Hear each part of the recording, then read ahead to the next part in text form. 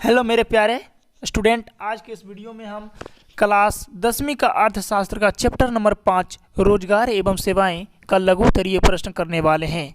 तो सारे क्वेश्चन का आंसर एक ही वीडियो में दे दिया हूं, तो इस वीडियो को पूरा अंत तक देखिएगा। चलिए वीडियो को स्टार्ट करते हैं। अगर आपको वीडियो अच्छा लगेगा तो चैनल को सब्सक्राइब कर दीजिएगा और बेल आइकन को दबा दीजिएगा और वीडियो को लाइक भी कर दीजिएगा। तो चलिए क्वेश्चन नंबर 1 क्या है। क्वेश्चन नंबर 1 है कि आउटसोर्सिंग किसे कहते हैं। आउटसोर्सिंग मतलब क्या, कोई भी सामान को बाहर से लाना, उसी को कहते हैं आउटसोर्सिंग।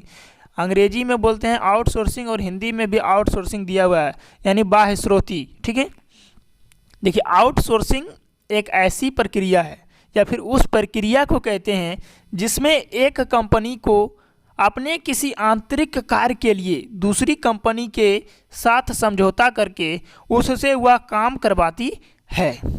तो यही होता है आपका आउटसोर्सिंग। मतलब नहीं समझे होंगे तो चलिए समझा देते हैं आपको।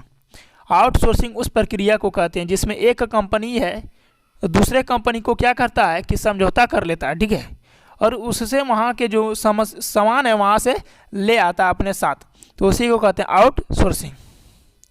सेकंड क्वेश्चन देखिए, इसी का दूसरा शब्द में भी हम लोग बोल सकते हैं, दूसरे शब्दों में कि जब बहुराष्ट्रीय कंपनियां या अन्य कंपनियां संबंधित नियमित सेवाएं उत्तर कंपनियों की अन्य कंपनियों यहाँ पर होगा अन्य कंपनियों की बजाय किसी बाहरी या विदेशी स्रोत से प्राप्त करती है तो उसे आउटसोर्सिंग कहा जाता है। देखिए अगला क्वेश्चन है कि सूचना प्रौद्योगिकी से जुड़े 5 सेवा क्षेत्र को बतलाएं।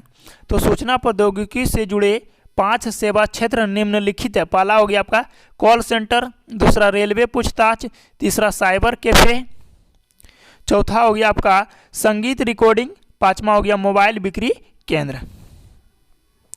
अगला क्वेश्चन है कि सरकारी सेवा किसे कहते हैं। जब देश या राज्य की सरकार लोगों को काम के बदले मासिक वेतन देती है और उससे काम करवाती है तो उसे सरकारी सेवा कहते हैं। जैसे कि सैन्य मतलब सैनिक में जो काम करते हैं उसको पैसा देते हैं सरकार और काम लेते हैं। शिक्षा में भी उसी तरह है, स्वास्थ्य सेवा इत्यादि। तो सरकारी सेवा समझ गए होंगे। चलिए अगला क्वेश्चन देखिए। अगला क्वेश्चन इसी का जस्ट उल्टा है कि गैर सरकारी सेवा किसे कहते हैं। देखिए ऐसा सेवा जिसके अंतर्गत गैर सरकारी संस्था या कोई व्यक्ति लोगों को काम के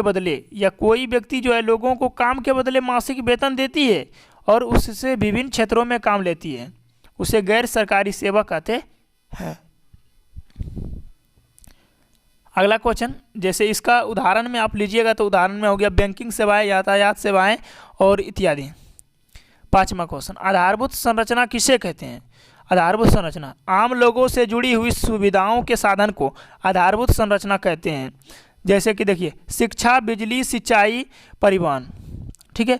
और जिस देश का आधारभूत संरचना जितना मजबूत होता है वह देश उतना ही क्या होता है, विकसित होता है।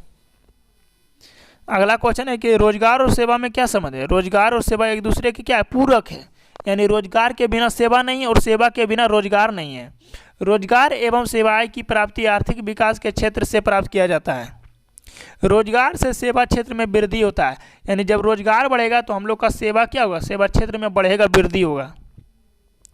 सातवां क्वेश्चन, आर्थिक संरचनाएं का क्या महत्व है। आर्थिक संरचना का बहुत महत्व है। किसी भी देश के आर्थिक विकास में आर्थिक संरचना का काफ़ी योगदान होता है, हम लोग तो जानते हैं पहले ही।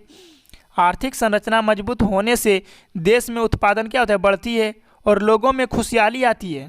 आर्थिक संरचना को देश की अर्थव्यवस्था की रीढ़ की हड्डी भी कहा जाता है। आर्थिक संरचना को क्या कहा जाता है, तो देश की अर्थव्यवस्था की रीढ़ की हड्डी, ठीक है।